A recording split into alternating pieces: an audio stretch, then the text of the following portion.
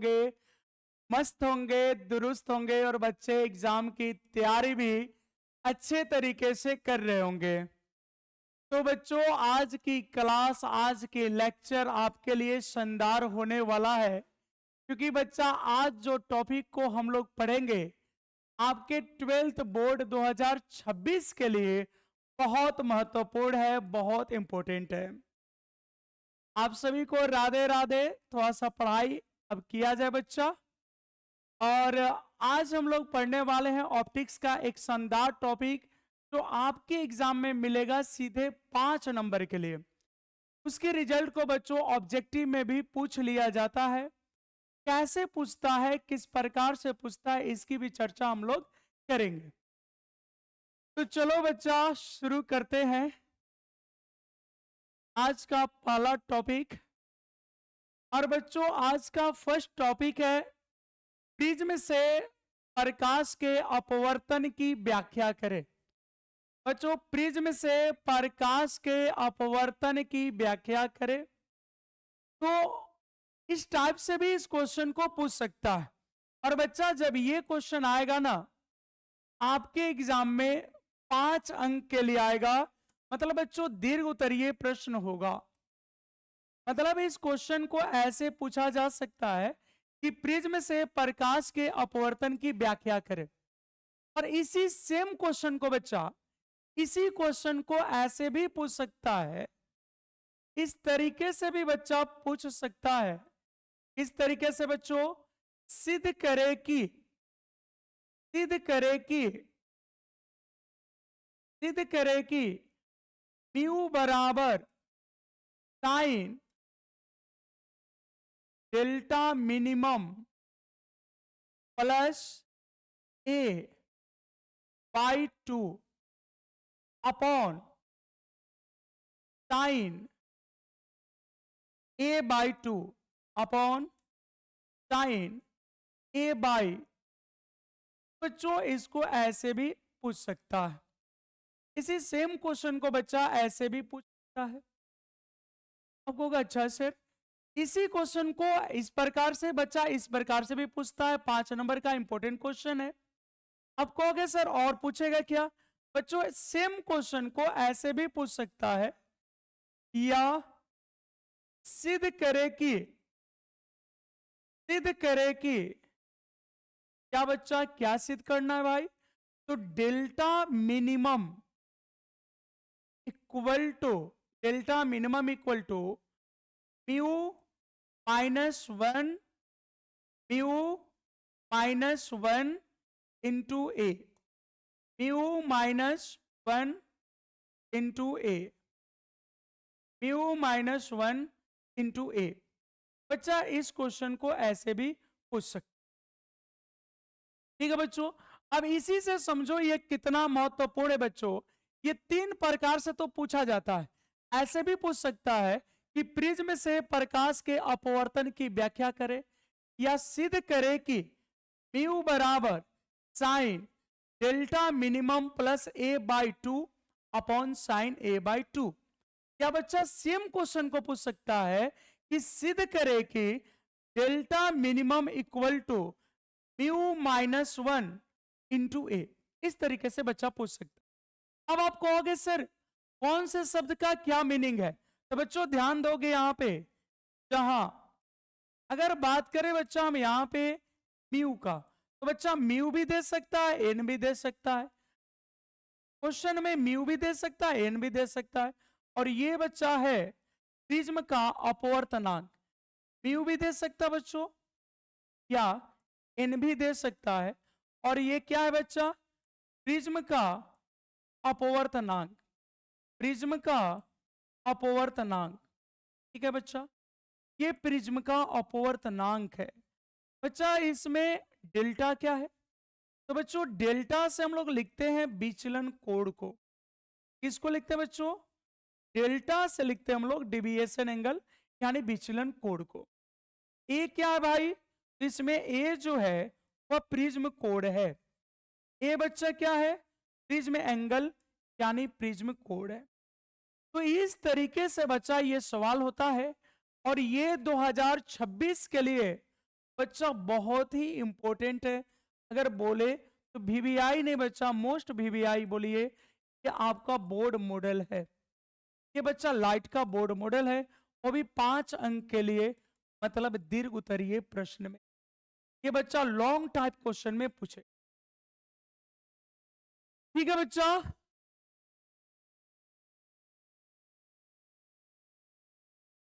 हकीकत में आएगा बच्चा। ठीक है, अब बच्चों इसको शुरू किया जाए, क्या बोलते हो?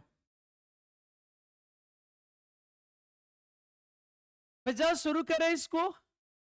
चलिए, क्वेश्चन इस तरीके से बच्चा पूछेगा, ये आपके सामने क्वेश्चन रहा।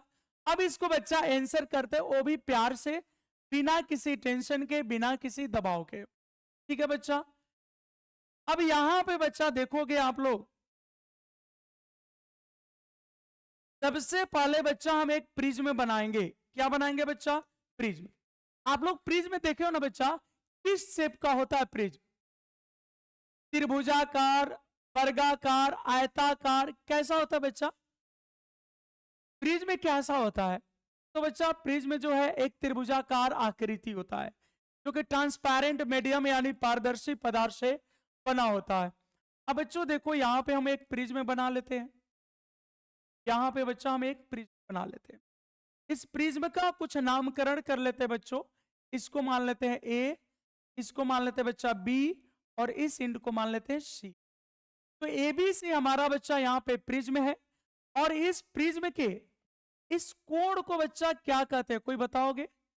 अगर बच्चा एबीसी अगर प्रिज्म है, मेरे प्यारे बच्चों, अगर एबीसी एक प्रिज्म है, अगर एबीसी एक प्रिज्म है, तो कोण ए को क्या बोलोगे बच्चा? जल्दी से कमेंट करके बताओ।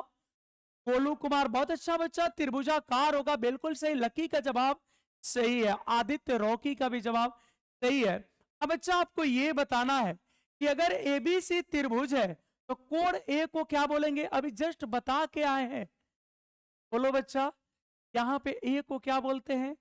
ए को बोलते हैं बच्चा प्रिज्म कोण, यानी प्रिज्म एंगल। अरे अभी तो बच्चा बता के आए हैं, देखो तो सही। देखो बच्चा, ए क्या है? तो ए प्रिज्म कोण है। म्यू या एन क्या बच्चा? तो प्रिज्म का अपवर्तनांक है।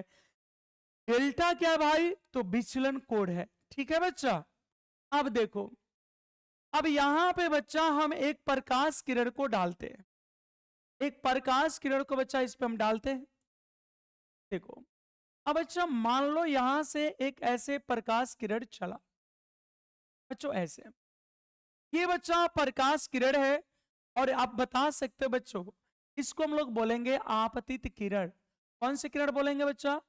ये आपतित किरण है।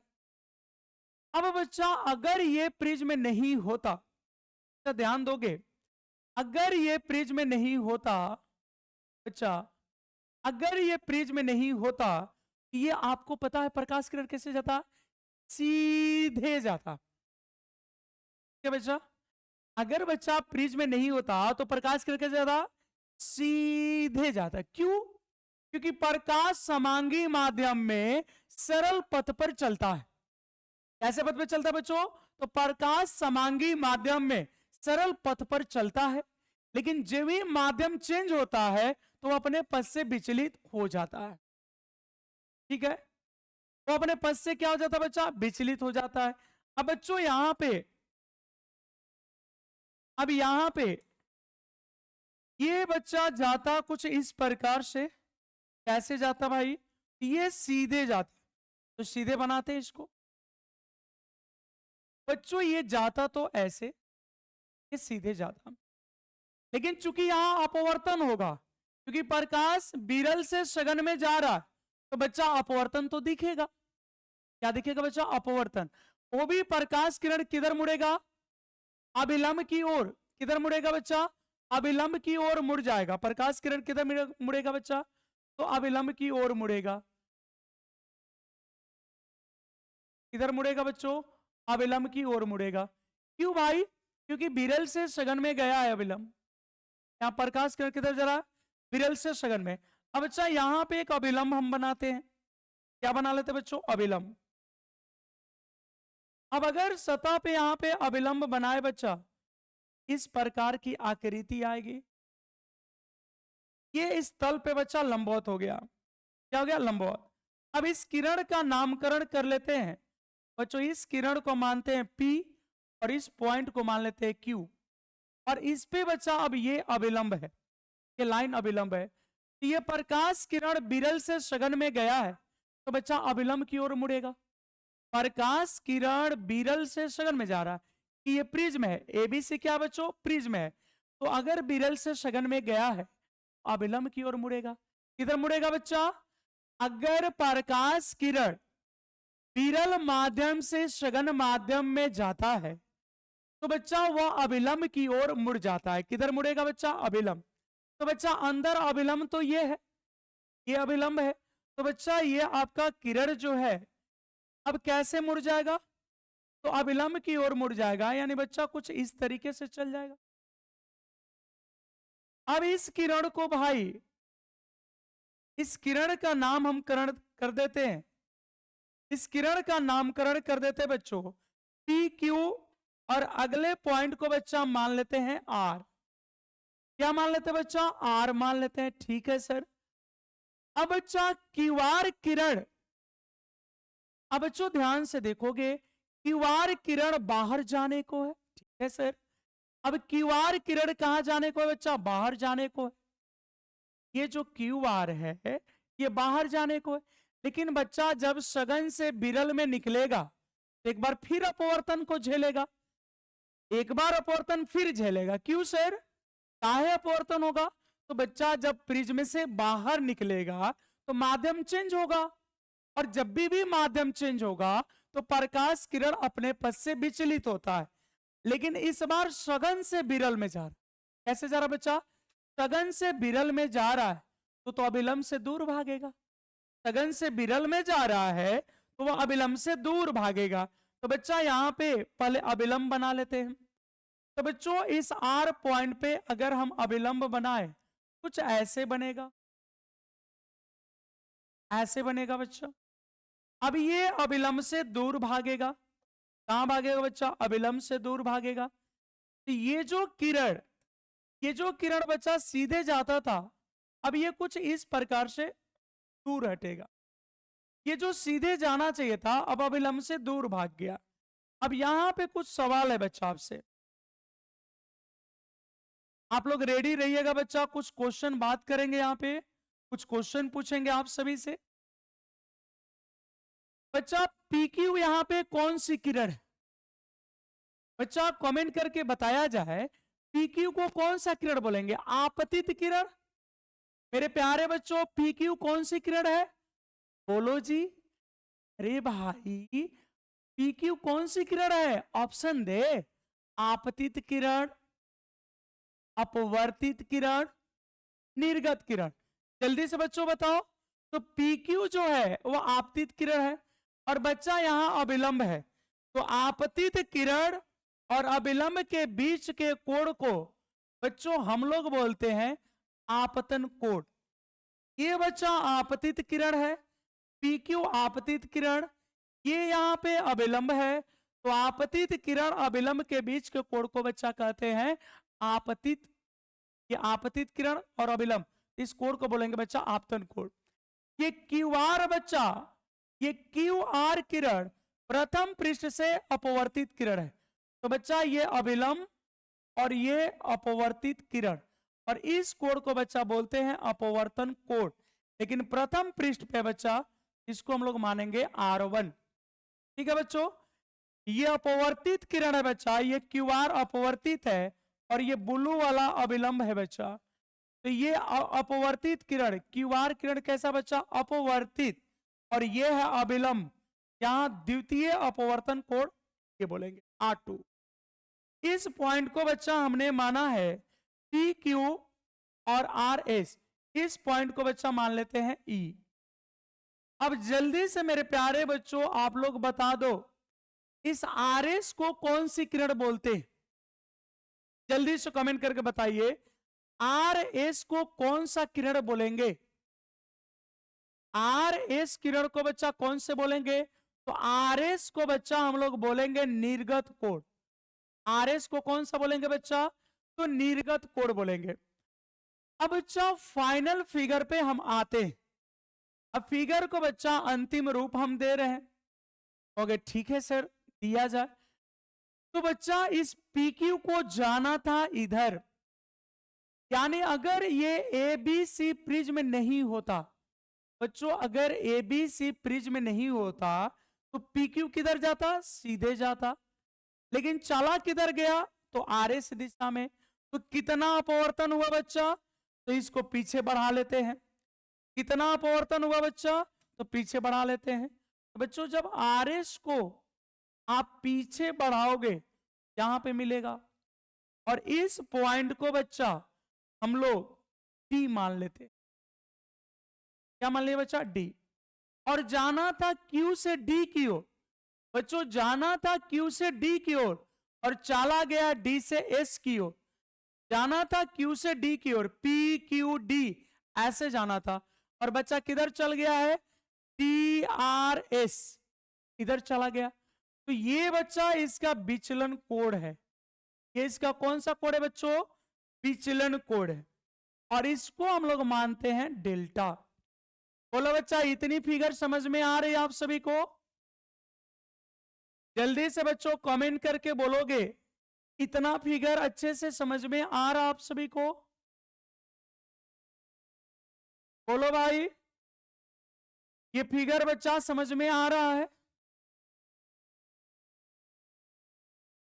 बोलो बच्चा, इतनी बातें समझ में आ रही है? ABC एक प्रिज्म है बच्चा, PQ आपतित किरण है, और अपवर्तन के बाद QR दिशा में गई है, और एक बार फिर अपवर्तन हुआ और बच्चा RS दिशा में चला गया। ये आपतित किरण, ये अभिलंब, तो आपतन कोण हो गया। ये बच्चा निर्गत किरण, ये निर्गत किरण, और ये अभिलंब, तो निर्गत कोण E। और बच्चा ये प्रथम पृष्ठ पे अपवर्तन कोण R1, द्वितीय पृष्ठ पे अपवर्तन कोण R2। बोलो बच्चों, इतनी बातें क्लियर है? ठीक है। अब बच्चा यहां पे देखोगे इस कोण को हमने D माना है। अब बच्चा एक बात बताओ, ये कितने का कोण है? I। इसमें से कितना कट गया? R1। तो बच्चा ये तो शीर्षाभिमुख कोण है, तो अगर ये वाला कोण I है तो बच्चा ये पूरा I होना चाहिए। तो बच्चा अगर ये कोण I है, ये कोण भी क्या बनेगा? I। तो I में से अगर R1 घट गया बच्चा, यहां पे एक कोण बनेगा I माइनस R1। बच्चा ये दोनों, ये जो योग है I minus R1 plus R1, ये बच्चा कितना हो जाएगा? I।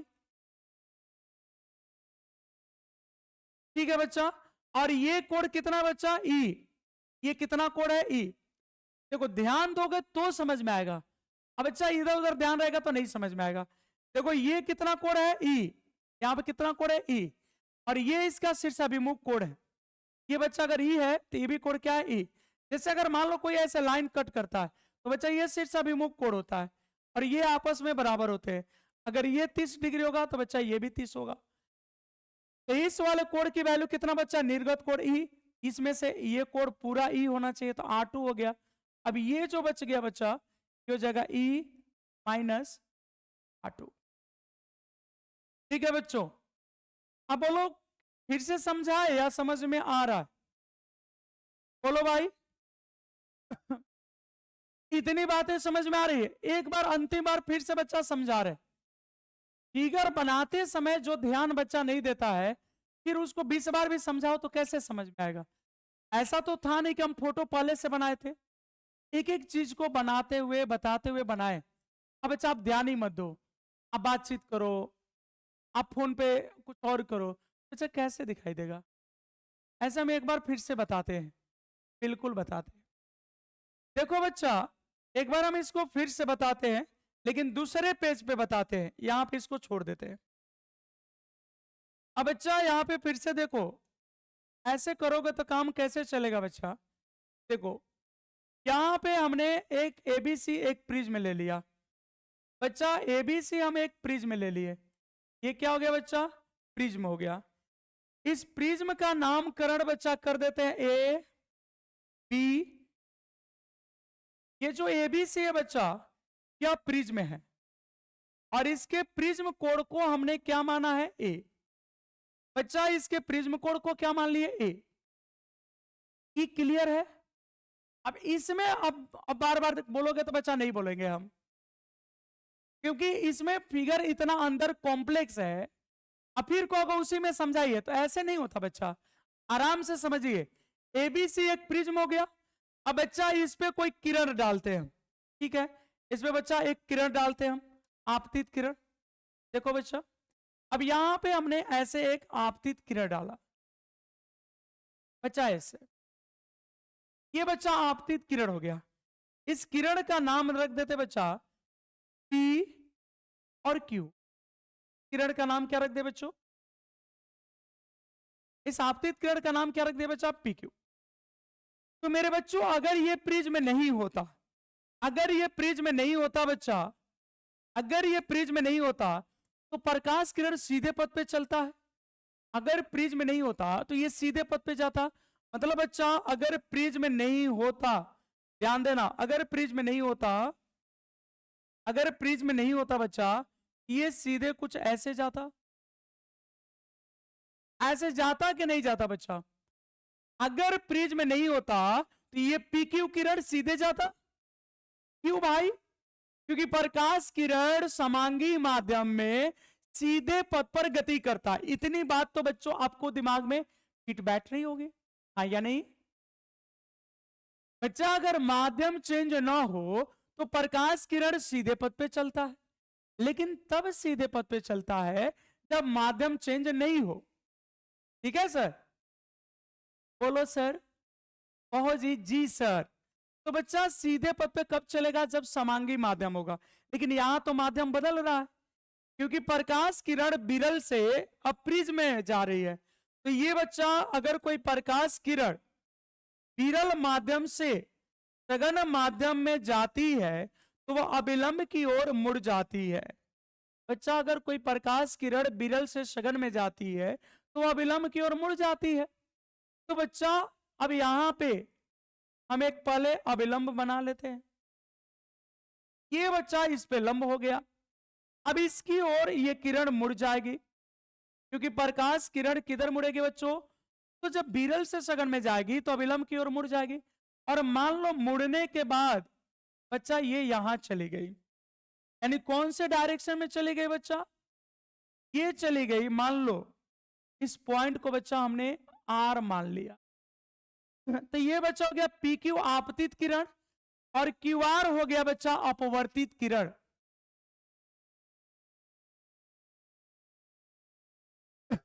अब देखो बच्चा पी क्यू और यहां पे हो गया क्यू आर। क्यू आर बच्चा अपवर्तित किरण हो गया, ध्यान से समझिएगा। क्यू आर क्या हो गया बच्चा, अपवर्तित किरण। अब बच्चा फिर एक बार बाहर निकलेगा, अब इसी में तो नहीं रहेगा। अभी जब बाहर निकलेगा, ये जब बच्चा बाहर निकलेगा तो फिर से एक बार अपवर्तन होगा, लेकिन इस बार बच्चा सघन माध्यम से विरल में जा रहा है। अब इतना तो समझ में बच्चा आना चाहिए ना कि प्रिज्म जो है सघन माध्यम माना जाएगा हवा के तुलना में, इतनी तो समझ में आनी चाहिए। तो बच्चा फिर से हम एक अविलंब खींच लेते हैं यहाँ पे। जब तक अविलंब बच्चा नहीं बनेगा फिर कैसे क्लियर करोगे। ये हमने अविलंब बना दिया, क्या बना दिया बच्चा, अविलंब। अब यहां पे बच्चा ध्यान देना, इस पॉइंट का नाम हमने ई रख लिया, ई। अब बच्चा ये जब बाहर निकलेगा तो नियमतः कहोगे कि सर, तुम बोलो बच्चा, अगर ये प्रिज्म, अगर ये माध्यम चेंज नहीं होता तो बच्चों प्रकाश किरण तो ऐसे ही जाता, लेकिन वो अब विरल से सघन से विरल जा रहा है, सघन से विरल में जा रहा है, तो अविलंब से दूर भागेगा। तो बच्चा यहाँ पे अविलंब है, से दूर भागेगा तो कुछ इस तरफ चला जाएगा। बात समझ में आ रही है, बोलो बच्चों, अविलंब से दूर भागेगा तो ये इधर चला गया। अब इतनी बातें तो समझ में आ जानी चाहिए थी। और इस किरण को बच्चा हमने नामकरण दे दिया एस। तो देखो ये आपतित किरण हो गई पी क्यू, अपवर्तित किरण हो गई क्यू आर, और प्रिज्म से बाहर जो निकल रहा है इसको बोलते हैं बच्चा निर्गत किरण। इसको कौन सी किरण कहते हैं बच्चा, सर लिख दो आप, हम लोग को कंफ्यूजन बन जा रहा। इसको बच्चा निर्गत किरण कहते हैं। कौन किरण कहते हैं? निर्गत। तो तुम ही बच्चा बताओ, जाना था किधर? अरे भाई जाना था किधर जी? तो बच्चा जाना था पी से क्यू की ओर, और किधर चला गया? तो आर से एस की ओर। तो बच्चा विचलन कितना हुआ? जाना था ऐसे और चल गया ऐसे, तो विचलन हुआ ना, रास्ते में भटकाव हुआ ना बच्चा। हाँ सर। तो कितना भटकाव हुआ? तो बच्चा इसी को हम आगे खींच देंगे। अब इसको बच्चा तुम यहां से ऐसे मिला दो। अच्छा सर, ये कर रहे थे आप? हाँ बच्चा, यही तो कर रहे थे। इसको आप मान लो डी। तो बच्चा जाना था क्यू से डी की ओर और चला गया डी से आर की ओर। बच्चों जाना था पी क्यू डी, ऐसे जाना था, और चल गया बच्चा डी आर एस। अजी बात समझ में आ रहा है? अब देखो बच्चा यहां पे, अब यहां देखोगे बच्चा, अब यहां पे बच्चा एक ये विचलन कोण बन गया, क्योंकि जाना था इधर चल गया इधर, विचलन कोण बन गया। अब ध्यान देना बच्चा, अब कोण का नामकरण कर रहे हैं। यह कौन सी किरण है? आपतित। ये बच्चा अविलंब। तो आपतित किरण और अविलंब के बीच के कोण को आपतन कोण कहते हैं। आपतित किरण और बच्चा अविलंब के बीच के कोण को आपतन कोण कहते हैं। अब देखो बच्चा, विवेक कुमार अब बोल रहा है कि सीतामढ़ी वाले रिप्लाई दे। फिर बाद में ये लड़का क्या कहेगा कि सर समझ में नहीं आया। धर्मेश को पढ़ना है तो ऑफलाइन ऑनलाइन की बात कर रहा है, ठीक है। पिकी को पढ़ना है तो साइंस संग्रह की बात कर रहा है। ऐसे कैसे चलेगा बच्चा? ऐसे नहीं होता है। फिर कहोगे समझ में नहीं आया। बच्चा आपतित किरण और अविलंब के बीच के कोण को आपतन कोण कहते हैं, ठीक है बच्चा। अब देखो, ये प्रथम पृष्ठ पे बच्चा अपवर्तित किरण है, ये क्यू आर अपवर्तित किरण है, और ये अविलंब है। तो बच्चा अपवर्तित किरण और अविलंब के बीच के कोण को अपवर्तन कोण कहते हैं। और बच्चा यहां हम R1 मान लेते हैं। क्यों सर? क्योंकि ये प्रथम पृष्ठ का अपवर्तन है, और बच्चा ये भी अविलंब है, ये अपवर्तित किरण है। तो बच्चों इसको हम R2 मान लेंगे, ये द्वितीय पृष्ठ का अपवर्तन है। ये बच्चा निर्गत किरण है और यह अविलंब है, इस कोण को निर्गत कोण ई मान लेते हैं। ये बच्चा अगर आई है तो ये टोटल आई हो जाएगा। अगर बच्चा ये आई है तो ये टोटल आई हो जाएगा, और आई में से अगर R1 घट जाए तो बच्चों आई माइनस R1 होगा। और ये अगर बच्चा ई है तो ये टोटल ई होगा, और इसमें से बच्चा अगर R2 घट गया है ये हो जाएगा ई माइनस R2। क्या हो गया बच्चा? E minus R2। बोलो बच्चों, अब समझ में आया फोटो? बोलो बच्चों, अब समझ में आ गया? चलो अब बच्चा हम लौटते हैं फिगर पे। अब यहां बच्चा ध्यान दो, अब इसके बारे में बच्चों हम लिखते हैं, तो लोग फालतू बकवास कर रहा है। अब देखो बच्चा यहां पे, माना कि क्या मान लेते हैं बच्चों? माना कि एबीसी एक प्रिज्म है। एबीसी क्या बच्चा? एक प्रिज्म है। माना कि एबीसी एक प्रिज्म है। एबीसी एक प्रिज्म है। बच्चों ध्यान दो, एबीसी एक प्रिज्म है जिसका जिसका बोलो बच्चा, इसका प्रिज्म कोण कितना है बच्चों? इसका प्रिज्म कोण कितना है? इसका प्रिज्म कोण कैपिटल ए और अपवर्तनांक अपवर्तनांक को बच्चा म्यू भी लिखते हैं और स्मॉल एन भी लिखते हैं। अपवर्तनांक म्यू मान लेते हैं, म्यू है। बोलो बच्चों, इतनी बातें समझ में आ रही है? हमने बच्चा एबीसी एक प्रिज्म मान लिया। एबीसी बच्चा क्या मान लिया? प्रिज्म मान लिया, और इसके प्रिज्म कोण को ए मान लिया। और बच्चों इस मटेरियल का अपवर्तनांक म्यू मान लिया। क्लियर? इतनी बात तो क्लियर होगा ना? क्या बोलते हो? अगर आप आपस में बात ना करो बच्चा तो इतना तो क्लियर होना चाहिए। एबीसी एक प्रिज्म है। हाँ सर, ए बी सी, इसका प्रिज्म कोण बच्चा ए है। ठीक है सर, इसका अपवर्तनांक बच्चा हमने मान लिया म्यू। बोलो यहां तक तो बच्चों प्रॉब्लम नहीं होनी चाहिए किसी को। अब देखोगे बच्चा, आपतित किरण, आपतित किरण, आपतित किरण पी क्यू, क्या ध्यान देगा बच्चा, आपतित किरण पी क्यू पृष्ठ AB से, पृष्ठ AB से अपवर्तन के बाद, पृष्ठ AB से, देखो बच्चा आपतित किरण PQ पृष्ठ AB से अपवर्तन के बाद कौन दिशा में जा रहा है? QR। कौन दिशा में जा रहा है बच्चा? QR।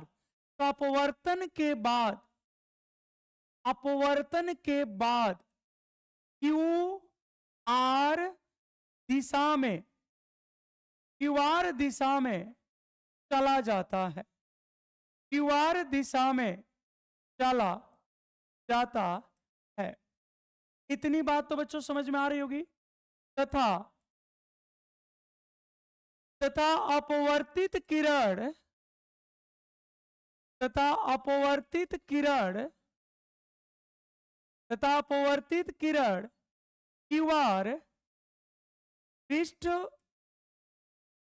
AC से, पृष्ठ AC से अपवर्तन के बाद, अपवर्तन के बाद RS, RS दिशा में, RS दिशा में चला जाता है। बोलो बच्चों इतनी बातें क्लियर है कि? इतना बात क्लियर है बच्चा? देखो हमने कहा है कि आपतित किरण PQ, देखो मेरे प्यारे प्यारे बच्चों इधर आपतित किरण PQ किससे बच्चा? तो पृष्ठ AB, देखो बच्चा पृष्ठ AB से अपवर्तन के बाद किस दिशा में जाता है? QR। तो QR दिशा में चला जाता है। तो बच्चा Q से R दिशा में आ गया। फिर हमने बोला तथा अपवर्तित किरण QR, तो बच्चा ये जो QR है, ये अपवर्तित किरण QR पृष्ठ AC से, पृष्ठ AC से अपवर्तन के बाद RS दिशा में चला जाता है। बोलो बच्चों इतनी बातें क्लियर है? जल्दी से रिप्लाई करो बच्चा, हाँ या नहीं, इतनी बातें क्लियर है? अब मेरे बच्चा यहां पे एक बात देखो, आपको एक कंडीशन लाना बच्चा, न्यूनतम विचलन, आपको न्यूनतम विचलन लाना है। यहां पे मिनिमम लिखा है MIN, तो बच्चा ये 2 नंबर में भी काम कर जाएगा, इसको याद रखिएगा। यहां पे ये 2 नंबर में भी बच्चा काम कर जाता है। न्यूनतम विचलन, न्यूनतम विचलन की शर्त, तभी ये क्वेश्चन बन पाएगा बच्चों, न्यूनतम विचलन की शर्त। अब कहोगे सर अचानक आप न्यूनतम विचलन क्यों लेने लगे? तो बच्चा इसलिए क्योंकि जो फॉर्मूला हम लोग को लाना है उसमें आपको न्यूनतम विचलन है, यहां पे बच्चा लिखा हुआ है ना डेल्टा मिनिमम, ये बच्चा न्यूनतम विचलन को बता रहा है। किसको बता रहा है? न्यूनतम विचलन को। तो बच्चों न्यूनतम विचलन की शर्त को थोड़ा समझिए। न्यूनतम विचलन की 2 शर्त है बच्चा। कितने शर्त है? 2। पहला नंबर क्या है बच्चा कि आपतन कोण और निर्गत कोण एक दूसरे के बराबर होने चाहिए। आपतन कोण और निर्गत कोण एक दूसरे के बराबर होने चाहिए। क्या होने चाहिए बच्चा? न्यूनतम विचलन की शर्त है आपतन कोण, आपतन कोण मतलब बच्चा I, और आपतन कोण I, और मेरे बच्चों निर्गत कोण E, स्मॉल E। देखो हमने आपतन कोण को बच्चा क्या लिखा है? आपतन कोण को I और निर्गत कोण को क्या लिखा है? E। क्या होने चाहिए? बराबर होना चाहिए। ये दोनों कोण बच्चा बराबर होना चाहिए, ये कंडीशन नंबर 1 है। इस बात को याद रखिएगा, यानी आप लिख सकते हो इसको बच्चा, अर्थात I बराबर E होना चाहिए। तो पहला शर्त यह बच्चा कि आप अगर न्यूनतम विचलन चाहते हैं तो आपको आपतन कोण और निर्गत कोण बराबर होने चाहिए। ठीक है बच्चा, क्या बोलते हो मौसम यादव, समझ में आ रहा है बच्चा? मोहित कुमार, रोशन, आपतन कोण और निर्गत कोण बराबर होने चाहिए, न्यूनतम विचलन की शर्त है। और दूसरा पॉइंट ये बच्चा, दोनों पृष्ठ पर, दोनों पृष्ठ पर, यहां दो पृष्ठ है बच्चा, एक ए बी और एक ए सी, और दोनों पे अपवर्तन कोण है, तो दोनों पृष्ठ पर अपवर्तन कोण, दोनों पृष्ठ पर अपवर्तन कोण बराबर होना चाहिए, दोनों पृष्ठ पे अपवर्तन कोण बराबर होना चाहिए। अर्थात बच्चा R1 बराबर R2 बराबर R मान लेते हैं, अपवर्तन कोण का बच्चा R लिखते हैं ना, होगा, मान लेते हैं, अर्थात R1 बराबर R2 बराबर R होगा। बच्चों ये बातें समझ में आ रही है? रुस्तम कुमार, बच्चा हम लोग को जो रिजल्ट लाना है वो न्यूनतम विचलन लाना। देखो ना बच्चा, थोड़ा ध्यान से, क्या लाना बच्चा, यहां पे देख लो डेल्टा मिनिमम है बच्चा, यहां भी डेल्टा मिनिमम है, तो न्यूनतम विचलन का एक शर्त है, और इस शर्त को बच्चा याद रखना है। क्या याद रखना बच्चा? ये आपतन कोण I और निर्गत कोण E, मतलब बच्चा ये वाला कोण और ये वाला कोण, ये दोनों बराबर होना चाहिए। आप चाहते हो कि न्यूनतम विचलन हो, ठीक है बच्चा, आप चाहते हो कि कम से कम विचलन हो, तो ये दो बातों को ध्यान रखिएगा, आपतन कोण निर्गत कोण बराबर होने चाहिए, यानी I बराबर E होना चाहिए, और दोनों पृष्ठ पे अपवर्तन कोण बराबर होना चाहिए, यानी R1 बराबर R2 बराबर R। अगर इतना अगर क्लियर है बच्चा, अगर इस पेज पर डाउट नहीं है तो हम लोग किला गिरा दिए। अगर बच्चा इस पेज पे आपको डाउट नहीं है तो समझो आप सब कुछ सीख गए, क्योंकि यहां से अब हलवा है। ठीक है बच्चा, अब यहां से कुछ है ही नहीं, बड़े आसान है। बोलो यहां तक समझ में आया क्या? बच्चों जल्दी से कमेंट करेंगे, आप सभी फास्ट कमेंट करेंगे कि क्या बच्चों यहां तक बातें समझ में आ गई। फास्ट कमेंट करो बच्चा, जल्दी जल्दी, हम आपके प्यारे से कमेंट का इंतजार कर रहे हैं बच्चों, कि इसमें कोई अभी भी प्रॉब्लम है क्या। न्यूनतम विचलन की दो शर्त है बच्चा, आपतन कोण निर्गत कोण बराबर होने चाहिए।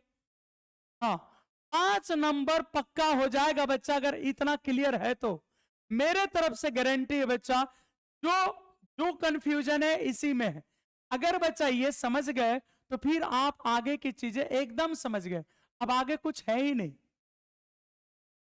क्या बात है सभी, यस सर, वाह, आप लोग बच्चा तेज है। देखो दो शर्त याद रखना कि आपतन कोण निर्गत कोण बराबर होने चाहिए, I बराबर E, और दोनों पृष्ठों पे अपवर्तन कोण बराबर होने चाहिए। 5 नंबर का सवाल है बच्चा। अब देखो बच्चा, आपको लाना क्या है बच्चा, हमको सर अपवर्तनांक लाना है। म्यू क्या बच्चा, तो म्यू प्रिज्म का अपवर्तनांक है। म्यू क्या बच्चा, प्रिज्म का अपवर्तनांक है। अब देखो एक फोटो पहले से और बन गया है, आप लोगों के लिए अच्छा हो गया समझने के लिए कि एक फोटो और है। अब बच्चा यहां पे लिख देंगे प्रिज्म के अपवर्तनांक की गणना। आपको क्यों सर अपवर्तनांक क्यों, प्रिज्म के अपवर्तनांक की गणना। अब मेरे प्यारे प्यारे छोटे छोटे बच्चे सोच रहे होंगे कि सर आप अपवर्तनांक क्यों निकालने लगे, क्यों सर अपवर्तनांक क्यों? तो इसलिए बच्चा, क्योंकि जो हम लोग को रिजल्ट चाहिए ना वो म्यू का चाहिए। अच्छा सर कहां लिखा हुआ है, तो देखो बच्चा, हम लोग को जो रिजल्ट लाना है वो तो म्यू लाना है। रिजल्ट में क्या लाना बच्चा, म्यू म्यू म्यू। बच्चों हम लोग को रिजल्ट में म्यू लाना है। अब इसी का कैलकुलेशन कर रहे हैं बच्चा। अब बच्चों आप देखो, आपको एक त्रिभुज दिख रहा है क्या? देखो बच्चा, अब त्रिभुज क्यू टी आर में, तो जल्दी से देख के बोलो बच्चा, आपको क्यू डी आर दिख रहा है क्या? बोलो बच्चों, इसमें क्यू डी आर देखो, धर्मेश समझ रहा पहले, हाँ बिल्कुल बिल्कुल वो होगा। अब कुछ नहीं है, बिल्कुल सही बोल रहे हो बच्चा, पहले बोलो क्यू डी आर। तो बच्चा ये आप जानते होंगे कि त्रिभुज का जो बाह्य कोण होता है वह दोनों अंतः कोणों के योग के बराबर होता है। त्रिभुज का, अब बच्चा यहां ध्यान देंगे, त्रिभुज के दोनों अंतः कोणों का योग बाह्य कोण के बराबर होता है। मेरे बच्चों, अगर कोई ऐसे त्रिभुज बन रहा है, ऐसे मान लो बच्चा ये है I माइनस R1 और बच्चा ये है E माइनस R2 और ये बच्चा डेल्टा, तो ये दोनों का जोड़ इसके बराबर होगा। त्रिभुज के दोनों अंतः कोणों का योग बाह्य कोण के बराबर होता है। हाँ सर, ये तो हम लोग को आता है, हम लोग का मैथ ठीक है सर, आप बताइए ना। देखो बच्चा, I minus R1 plus E minus R2 और इक्वल टू हो जाएगा बच्चा डेल्टा। बोलो बच्चा, हो जाएगा? अब बोलो ऐसा हो जाएगा? अब कहोगे हाँ सर, तो बच्चों देखो ऐसे लिख दे क्या हम? आपकी इजाजत है बच्चों, minus R1 minus R2 equal to delta.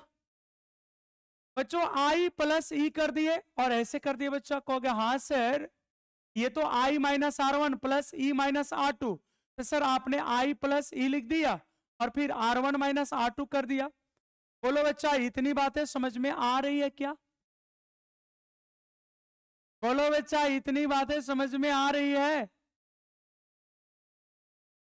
अब बच्चा देखोगे इसको तब तो ऐसे भी लिख सकते हैं जी, I plus E minus R1 plus R2 equal to delta.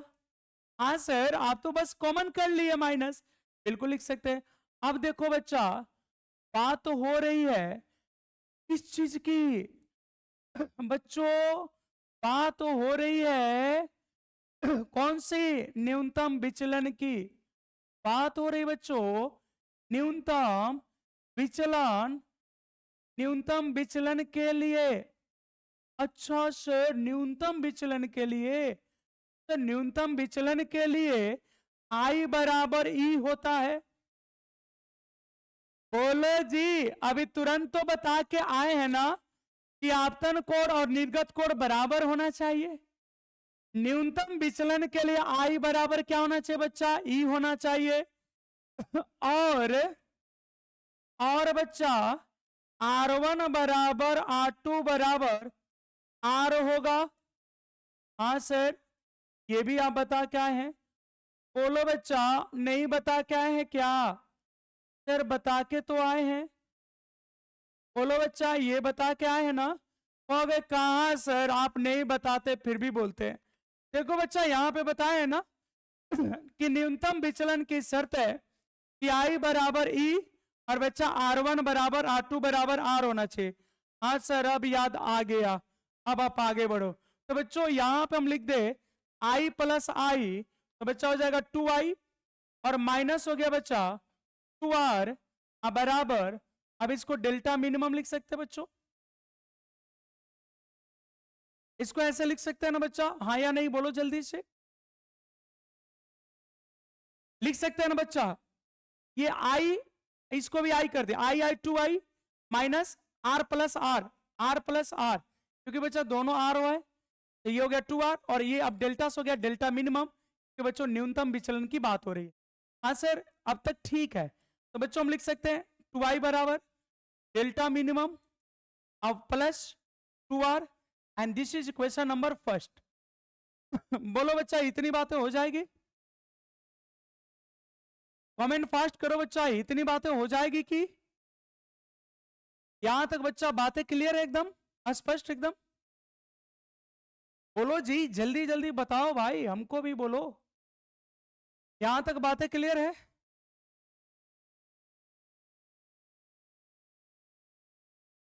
अब नहीं, अब तो लोग अपने बतियाओगे और हमको बार बार कहोगे अब से बच्चा, ऐसे नहीं होता है। अब नहीं, इतनी बतानी थी उतनी बता दिए। ठीक है बच्चा, आगे भी बढ़ना। अब एक थ्योरी 5 घंटे में पढ़ाएंगे तो भी आप कहोगे कि एक थ्योरी पढ़ाने में इतना टाइम ले लिए। आप देखते नहीं हो और सोचते हो बार बार पूछे, ऐसे नहीं होता है। अब देखो बच्चा, त्रिभुज क्यू ई आर में, त्रिभुज क्यू ई आर में जो बच्चा देख रहा है उसको क्लियर हो ही जाएगा। अब जो देखेगा ही नहीं बीच में आपसे, सर ऐसे नहीं होता है। सत्यनारायण बाबा की कहानी थोड़ी चल रही है कि जब बार बार एक ही बात बताएंगे। क्यू ई आर, अब देखो बच्चा, तथा, अब यहां पे बच्चा फिर से देख लो, तथा त्रिभुज क्यू ई आर में, तो बच्चों त्रिभुज क्यू ई आर में आ जाते हैं हम। तो देखो यहाँ पे क्यू, यहाँ ई, यहाँ आर, तो बच्चा त्रिभुज के तीनों कोणों का मान 180 होता है। हाँ सर, त्रिभुज के तीनों कोणों का मान 180 होता है। तो बच्चा हो गया R1 प्लस R2 प्लस ई बराबर बच्चा हो गया 180 डिग्री। अच्छा सर, ऐसा है क्या? देखो बच्चा, एक कोण क्या है R1, दूसरी कोण क्या है R2, और बच्चा तीसरा कोण क्या है E। R1 R2 E, और त्रिभुज के तीनों कोणों का मान कितना होता है बच्चा? 180। त्रिभुज के तीनों कोणों का मान कितना होता है? 180। तो बच्चा R और R दोनों को R R लिख सकते हैं, R प्लस R अब प्लस E बराबर 180। हाँ सर, लिख सकते हैं। तो बच्चों हम ऐसे भी लिख सकते हैं 2R, और बराबर हो जाएगा बच्चा 180 माइनस E, और इसको मान लेते हैं इक्वेशन नंबर 2। बोलो बच्चा, इक्वेशन नंबर 2 से कोई प्रॉब्लम है? त्रिभुज के तीनों कोणों का मान 180, तो R1 plus R2 plus E बराबर 180। बच्चा, न्यूनतम विचलन की बात चल रही है, तो बच्चों जब न्यूनतम विचलन की बात चल रही है तो R1 R2 दोनों R लेना है, तो R प्लस E बराबर 180, 2R बराबर इतना। हाँ, अब तो बच्चा यहां तक क्लियर है ना? अब एक बार बच्चा बड़े वाले चतुर्भुज को ले लेना है। अब एक बार ए क्यू ई आर, बच्चा एक चतुर्भुज को लेंगे ए क्यू ई आर। अब बच्चा अगले पेज पे चलना पड़ेगा क्योंकि अब इधर कोई गुंजाइश नहीं बच गया बच्चा। एक बार कमेंट कर दीजिए सभी लोग, यहां तक सब ठीक है बच्चा? आप सभी बच्चे एक बार प्यार से कमेंट कर दो बच्चा, यहां तक सब क्लियर है? एक बार हाँ या ना बता दो बच्चा, यहां तक सब क्लियर है? चलो बहुत अच्छा। अब बच्चा देखो, एक चतुर्भुज ले रहे हैं ए क्यू ई आर, ए क्यू ई आर। अब पेज पलट रहे बच्चा, तथा तथा चतुर्भुज, तथा चतुर्भुज ए क्यू ई आर में। अब बच्चों इस चतुर्भुज में, ठीक है सर, तो पहले बात तो बच्चा A plus Q plus E plus R, और चतुर्भुज के चारों कोणों का मान कितना होता है बच्चा? तो सर चतुर्भुज के चारों कोण का मान 360 डिग्री होता है। चतुर्भुज के चारों कोणों का मान कितना होता है बच्चा? चतुर्भुज के चारों कोण का मान होता है 360 डिग्री। आप कहोगे हाँ सर। अब बच्चा वैल्यू एक बार देख लो, ए के बदले में ए लिखेंगे, ए के बदले में ए, और बच्चा क्यू, क्यू तो लंबवत है ना, ऐसे है ना? क्यू बच्चा देखो ये 90 डिग्री, ये बच्चा देखो ऐसे है ना, ये वाला कोण, ये वाला कोण बच्चा, ये वाला फोटो मेरी खींच बच्चा, ये ऐसे बन रहा है ना, तो बच्चा ये क डिग्री के कोण पे है? 90 डिग्री। तो क्यू का वैल्यू 90, और बच्चा आर की वैल्यू भी 90 हो जाएगी। ये वाला ऐसे है, ऐसे, ऐसे बच्चा ये भी 90 है। तो ध्यान देना, क्यू और आर, तो इसको बच्चा उस पेज पे ले चलेंगे। क्योंकि कैसे याद रखे सर? तो देखो, क्यू से क्वीन, आर से राजा, तो ये राजा रानी बच्चा 90 डिग्री के कोण पे है, ये क्वीन 90 डिग्री, राजा 90 डिग्री, और ए और ई को वैल्यू नहीं पता है। तो बच्चा चलते हैं आगे। ए का वैल्यू नहीं पता था, नहीं सर। रानी का वैल्यू 90 डिग्री, ई का वैल्यू नहीं पता, राजा का वैल्यू 90 डिग्री बराबर 360। हाँ सर। तो बच्चा ये हो गया ए प्लस ई बराबर 180 डिग्री। कैसे सर? तो बच्चा 90 90 180 घट गया तो हो गया। अच्छा अच्छा, तो बच्चा ए बराबर हो गया 180 माइनस ई, इक्वेशन नंबर 3। तुम देख सको तो देख लो, ए का वैल्यू है 180 माइनस ई। बच्चा ए का वैल्यू है 180 माइनस ई। ए का वैल्यू कितना बच्चा? 180 माइनस ई। और बच्चा यहां पे देख लो 180 माइनस ई, और यही वैल्यू बच्चा यहां भी है 180 माइनस ई। वहां भी था 180 माइनस ई, यहां भी है 180 माइनस ई। यहां है बच्चा 2r बराबर 180। इसको समीकरण 2, इसका भी 180 है। तो बच्चा समीकरण 2 याद कर लो, 2r बराबर 180 माइनस ई। तो देखो बच्चा आगे बढ़ते हैं। समीकरण समीकरण 2 और 3 से। तो बच्चा अगर समीकरण 2 और 3 को इक्वेट करे तो दोनों का आरएचएस 180 माइनस ई, और उसका बच्चा था 2r एलएचएस, और इसका एलएचएस है ए। तो बच्चा यहां r बराबर हो जाएगा a पाई। अब इसी 2r का वैल्यू समीकरण 1 में रख दो। इस 2r या r का वैल्यू या 2r का वैल्यू बच्चा समीकरण 1 में रख के देखो ना। होगा सर समीकरण 1 था क्या? देखो बच्चा समीकरण 1 यही है ना, इसमें 2r। समीकरण 1 में बच्चा देखो 2r है ना, और ये 2r a के बराबर है। ये बच्चा 2r किसके बराबर है? ये 2r a के बराबर है। बच्चा 2r कितना है? a। हम लिख देते हैं समीकरण 1 में 2r का मान रखने पर, समीकरण 1 में 2r का मान रखने पर। तो बच्चा समीकरण 1 में अगर 2r का मान हम लोग रख दे,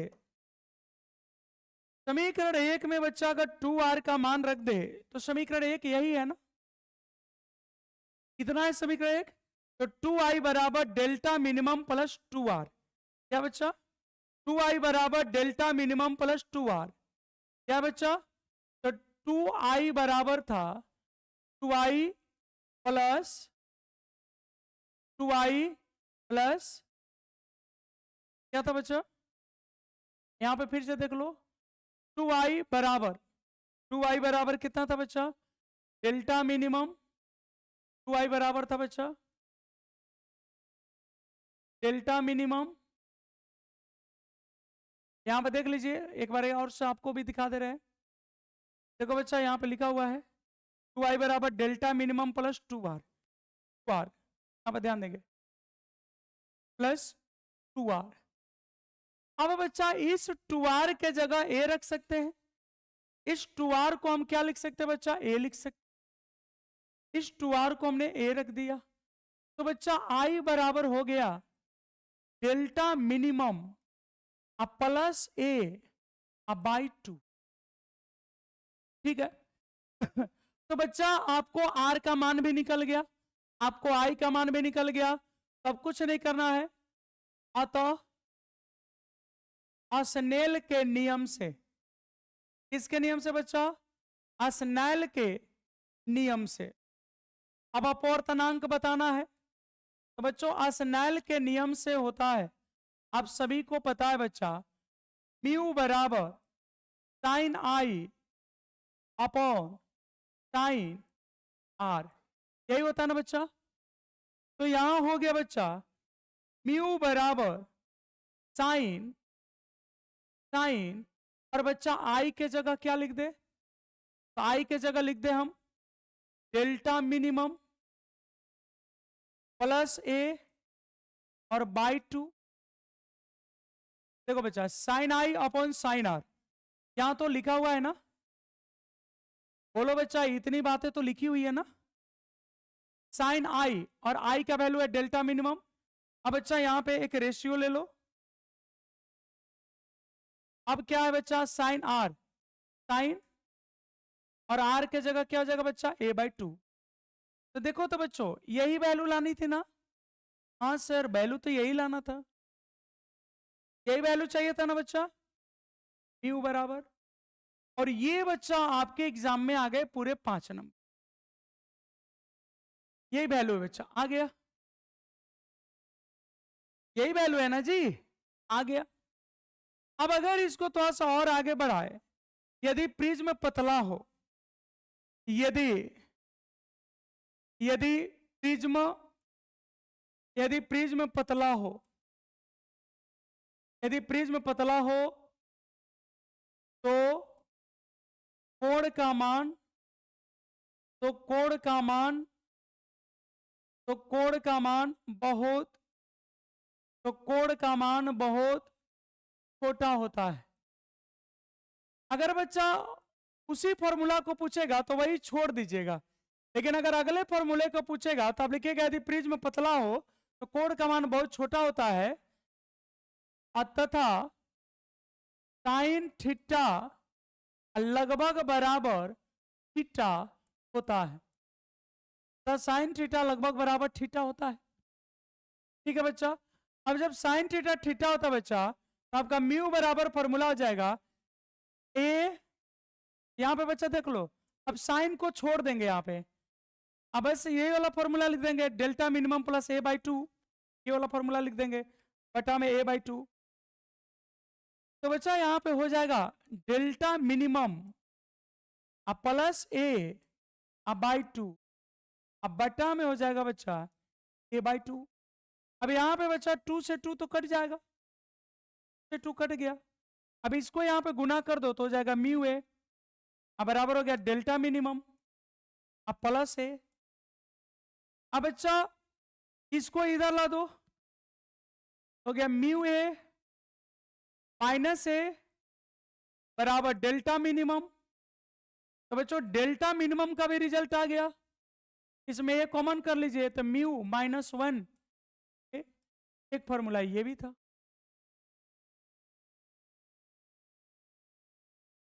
ये बच्चा 2026 के लिए मोस्ट बीबीआई थ्योरी है, यानी एक तरह से बोले तो बोर्ड मॉडल है, ठीक है बच्चा।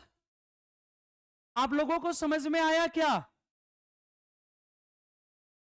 अगर प्रिज्म पतला हो तो कोण का मान बहुत छोटा होता है बच्चा, और तब साइन थीटा थीटा के बराबर हो जाता है। याद रखिएगा बच्चा, अगर कोण का मान बहुत छोटा हो, अगर बच्चों कोण छोटा हो, अगर कोण छोटा हो, अगर बच्चा कोण छोटा हो, तो एक बार हम बता चुके हैं, साइन थीटा लगभग बराबर थीटा, tan थीटा लगभग बराबर थीटा, और cos थीटा का वैल्यू बच्चा 1 के इक्वल होता है। वैल्यू को याद रखिएगा बच्चा, अगर कोण छोटा हो तो।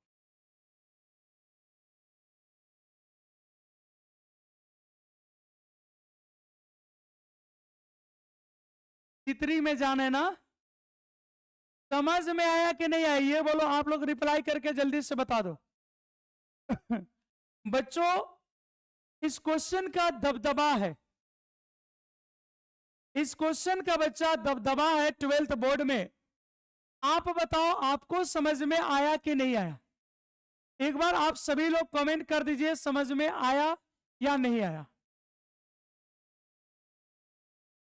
चलिए, समय थोड़ा सा लग गया बच्चा, आज इतना ही, मिलते हैं नेक्स्ट क्लास में नेक्स्ट कॉन्सेप्ट के साथ। बहुत बहुत धन्यवाद आप सभी का। अच्छे से मेहनत करके पढ़िए बच्चा, क्योंकि एक बार आपकी मेहनत रंग ला दी ना बच्चा, एक बार आप जिंदगी में सक्सेस हो गए ना,